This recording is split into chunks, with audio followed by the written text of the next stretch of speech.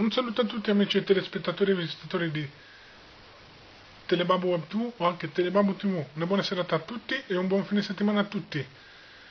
Eccoci qua in un nuovo video, e in questo nuovo video per tutti voi appassionati di libri e di letteratura. Dopo questo filmato vi proponiamo il video della conferenza di presentazione del libro di Mario Senesi per tutti voi amici appassionati di ferrovia e di treni. Libro dal titolo Le ferrovie di Arezzo, dalla Ferdinanda alla Arezzo-Sinalunga. E dopo questo video, come già annunciato, vi proponiamo il video di presentazione del libro di Mario Senesi. Quindi non mi resta altro che salutarvi e lasciarvi, come già annunciato, al video della conferenza di presentazione. In questo modo colgo anche l'occasione per mandare un grande saluto al presidente del dopolavoro ferroviario di Arezzo, Goffredo Eminenti.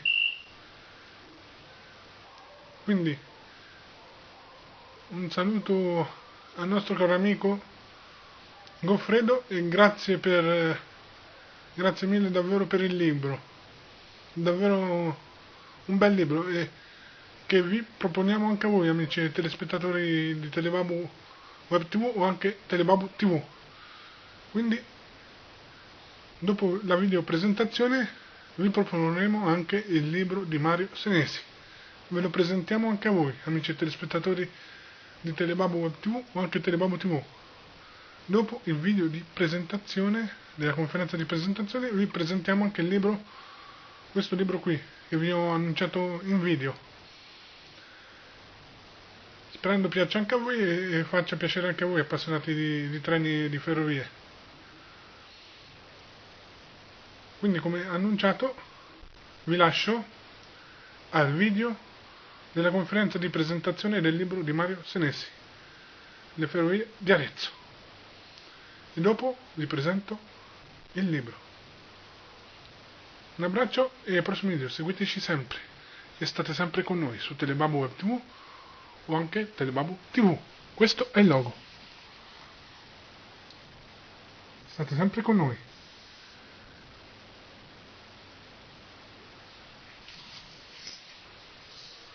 E mi raccomando, seguiteci sulla nostra pagina Facebook Telebabo Web TV e anche sulla nostra pagina Twitter Telebabo Web TV. Grazie, seguiteci, mettete anche un like. Nel prossimo video vi lascio al video della conferenza di presentazione del libro. Un saluto di nuovo al presidente del dopolavoro ferroviario di Arezzo, Goffredo Eminenti. Grazie ancora, e così anche un saluto ai nostri amici di dopolavoro ferroviario di Arezzo. Un abbraccio e ai prossimi eventi. Un abbraccio e seguiteci anche voi, Telebabo Web TV. Vi lascio al video di presentazione del libro. Seguiteci sempre. Telebabo Web TV.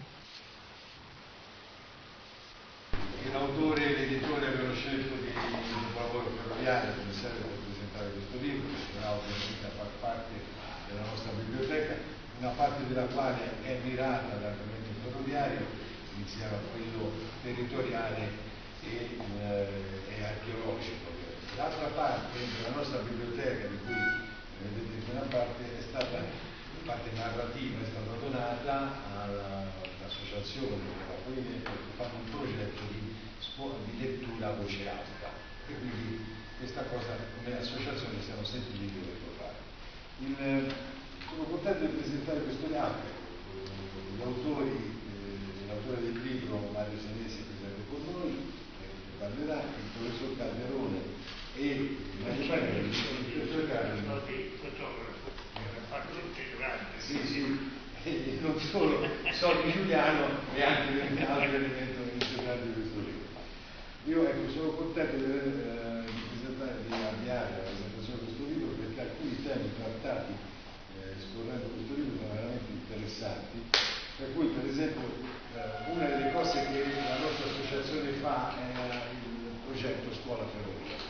E nelle scuole alcuni argomenti sono trattati come sono trattati in questo libro. Per esempio, prima del 1861 in Italia la prima linea ferroviaria del Granducato in Toscana era la Ferdinanda tra Firenze e Livorno, ma non solo, alcuni temi che affrontiamo, per esempio quello sul volontariato mirato a occuparsi del territorio, quindi al recupero del sedime ferroviario della vecchia linea della ferrovia dell'Appennino centrale, è un altro degli argomenti che secondo me interessanti. Sarebbe proficuo secondo me collaborare con l'autore del libro su questi temi, perché l'associazione è un grande giovane.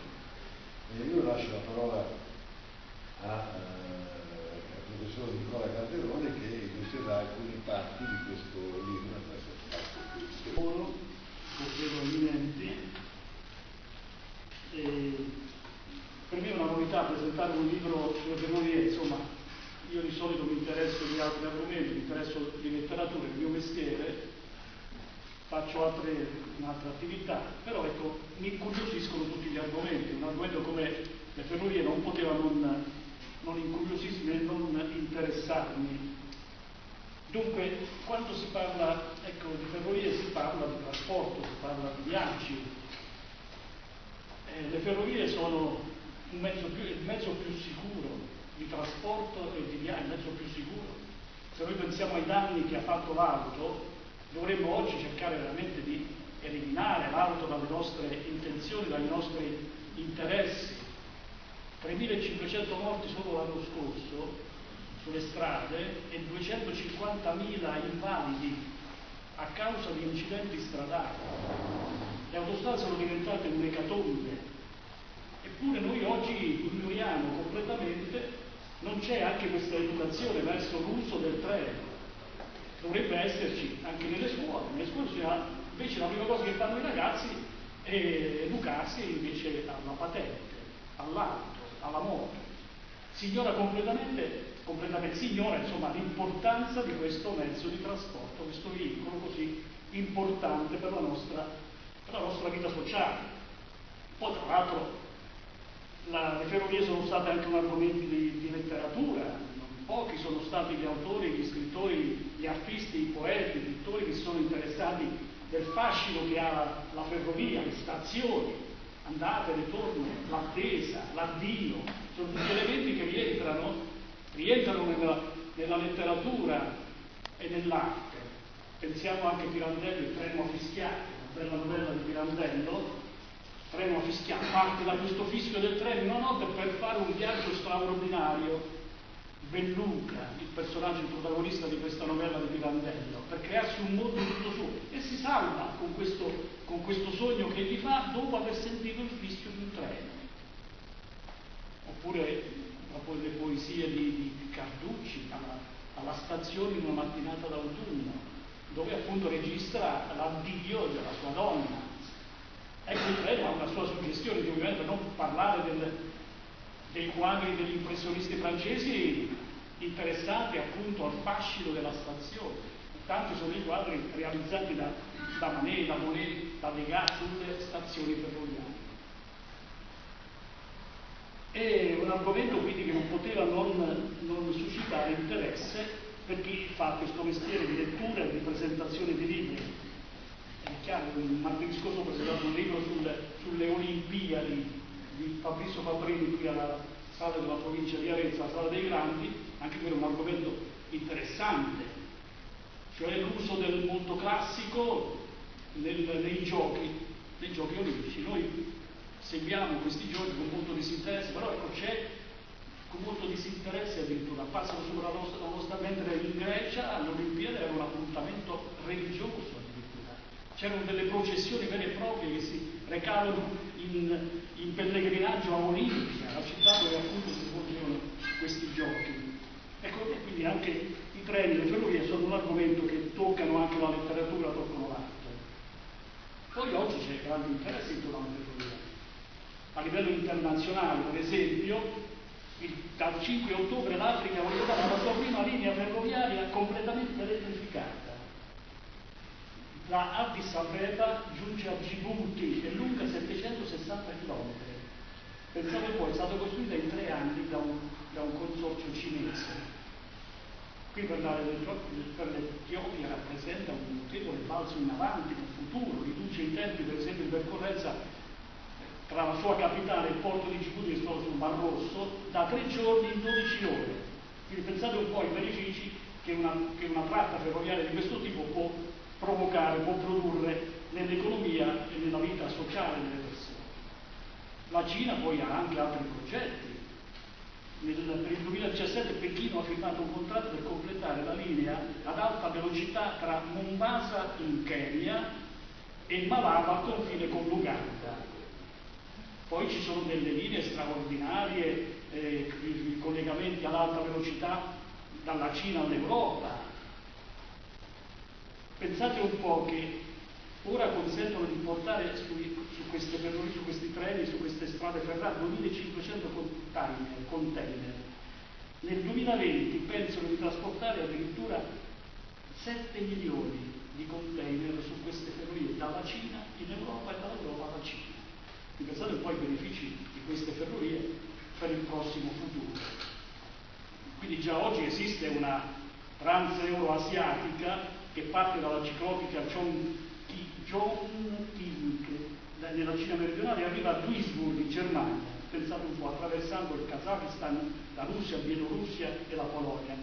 Quindi ecco, si lascia immaginare il futuro di queste ferrovie nello sviluppo sia economico che sociale dell'Europa e della Cina in particolare.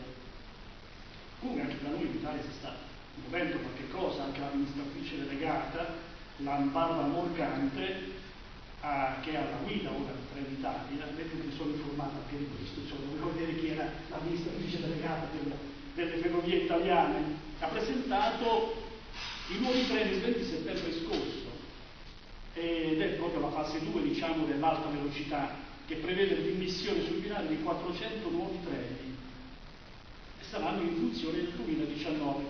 Alcuni già sono stati prenotati dall'Emilia Romagna e anche la Toscana, la regione Toscana ha fatto la sua richiesta per avere nuovi convogli ferroviari sulle sue strade ferrate.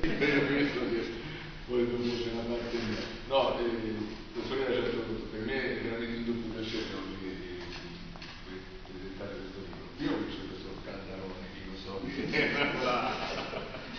lo so bene.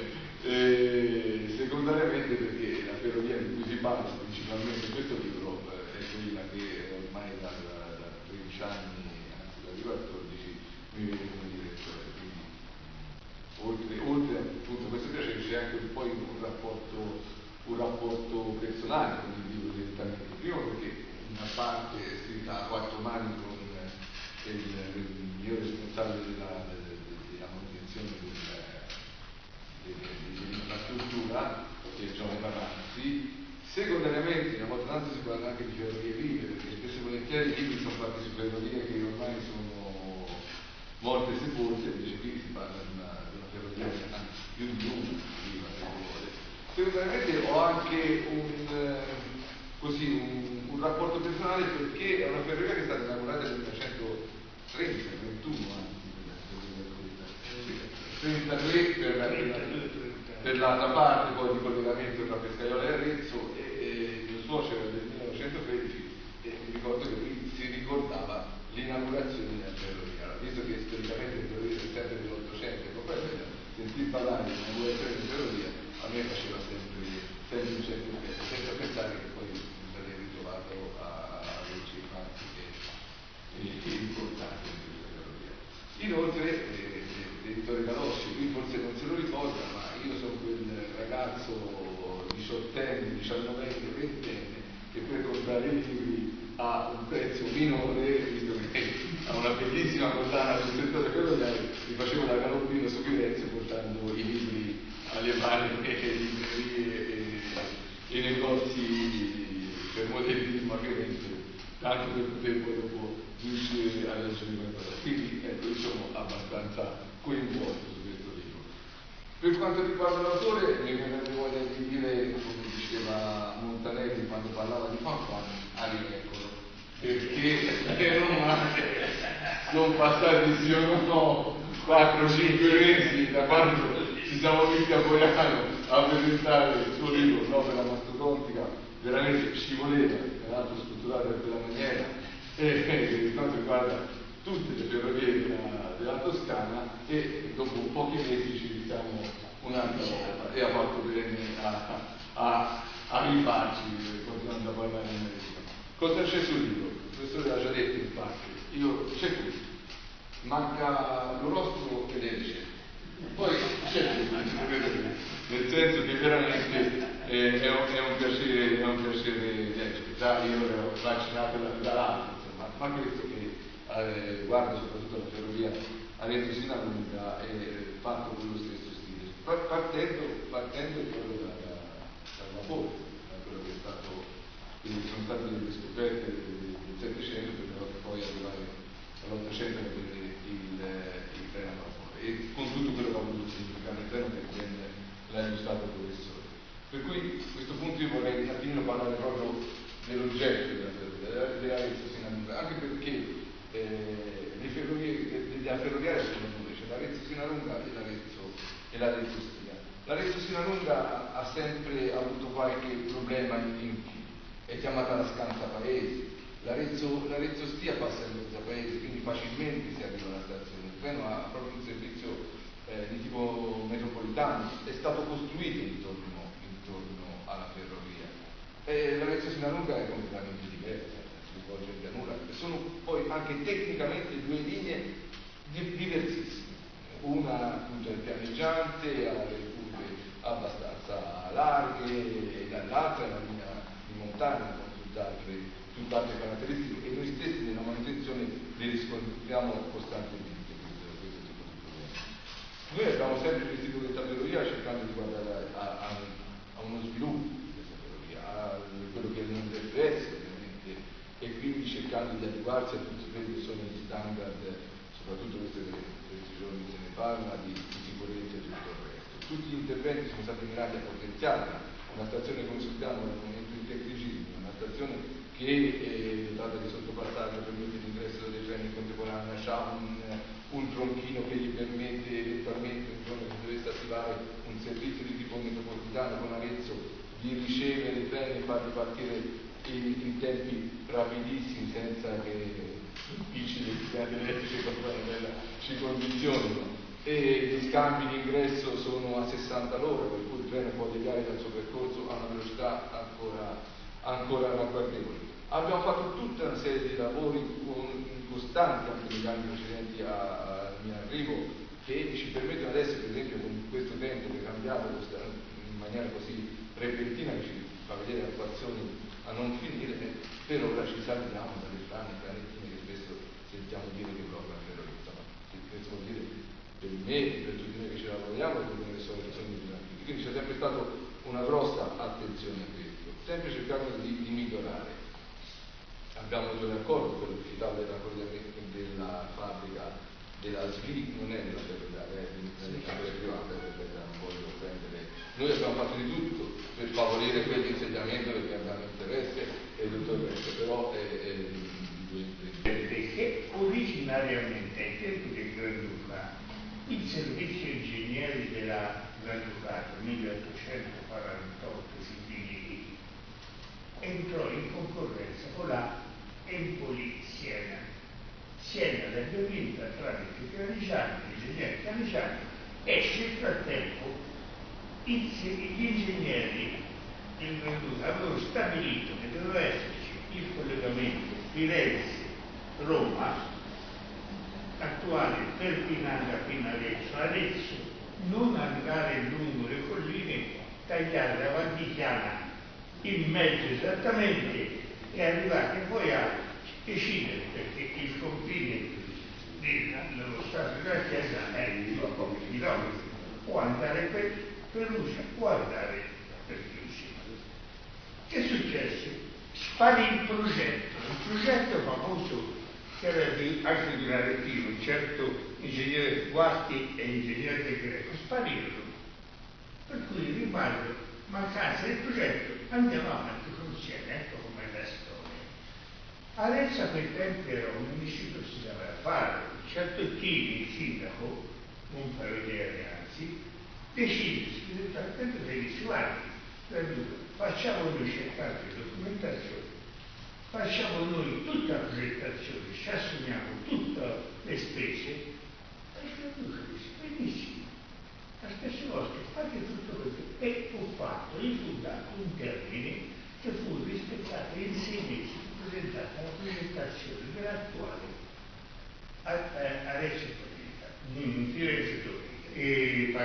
Firenze Toronto.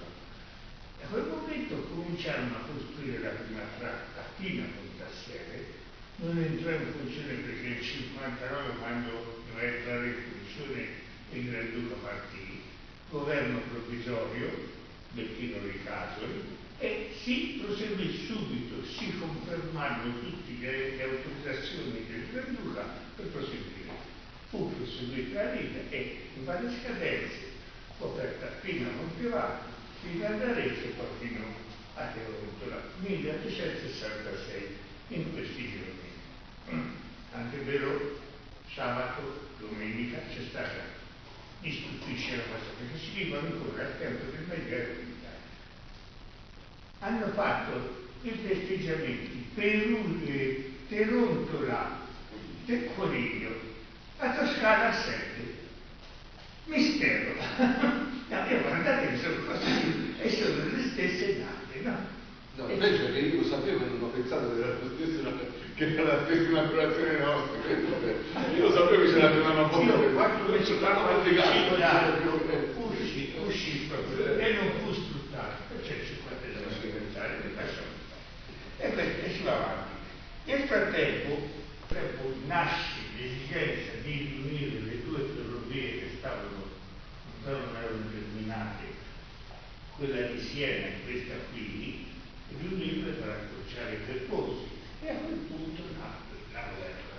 La guerra franco-polo sotto andavano verso il Poena. Per cui poi c'era la Bastardo Saracco, Bastardo che è San Giuliano, la Ponticino Saracco, sempre invece che staccare il Bastardo più verso Firenze, Ponticino, e l'Arezzo Frassineto Saracco, questa era più corta.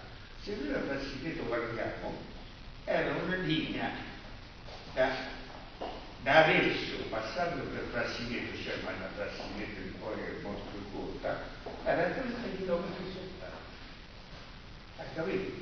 Per cui se voi guardate, la Vaticana, semplicemente, era all'origine, che poi se noi guardiamo i tempi, l'alta velocità hanno seguito grosso modo i vecchi progetti, perché bastava fare il collegamento, perché a colpa di tutta questa linea storta, scarsa paesi, è di Monte San Savino. Monte San Savino, di fronte alla linea che passava sulla Chiama, cioè il canale maestro Poena, e Monte San Savino voleva essere Poena, come è stata fatta, si deve da fare Monte San Savino, chiamò un certo ingegnere Garrone, che questi altri progetti sono tutti gli altri progetti, che insieme all'ingegner Cambi, l'attuale titolare, diciamo, effettivo della linea attuale, che poi non è tutta insomma, c'è di mezzo padrone, c'è il taglio dei lavori, invece mettere d'accordo che nacque la linea di Monte San Savino. Quella linea poi è bello questo. Questa linea qui ha qualche cosa come 16 varianti prima dell'inizio dei lavori di costruzione dell'attuale, c'ha 16 varianti. Inizia nell'85. Io ho studiato questo libro, è nato volutamente per fare una volta per tutte, documentato tutto dall'A alla Z, sulla storia dell'Arezzo Siderurgia. Perché con tutto il rispetto anche, che io rispetto molto i libri di Muscolino è il primo che ha fatto gli studi, però parte gli studi del 14. Perché partono del 14? Dal 14 parte la creazione della ferroviaria. prima del 14 esce tutta la nascita e si comincia a fare il consorzio per i primi progetti vengono richiesti da Arezzo, municipio, all'ingegner Cambi. Molti scrivono Gambi, ma è Cambi. Era un giovane ingegnere laureato nell'83 a Bologna e nell'85 gli viene commissionata questa linea. E lui fa benissimo e c'è la famosa linea Arezzo-Torrina di 38 km, oppure Arezzo Sinalunga di 31. Lui il medesimo giorno presenta questi due progetti, c'è tutto manoscritto, non si sbaglia. Però a quel punto esce fuori il discorso molto sansarino. Garrone critica questa linea del Cambi perché comincia a attaccarlo sul fatto che Cambi prendeva come percorso anche di costi eccetera, che da Ponte alla nave fino a Fogliano a lucrare l'angelo del canale maestro, l'attuale pista ciclabile. Pare, che doveva essere terminata la costruzione. Dopo c'è l'esperto, mi dice non è vero. No, era impossibile farla, perché c'è 100 metri d'argilla, non si riesce a vedere gli argini. Se mi fai finire, arriva a capire. Sì, Per cui non è possibile farla.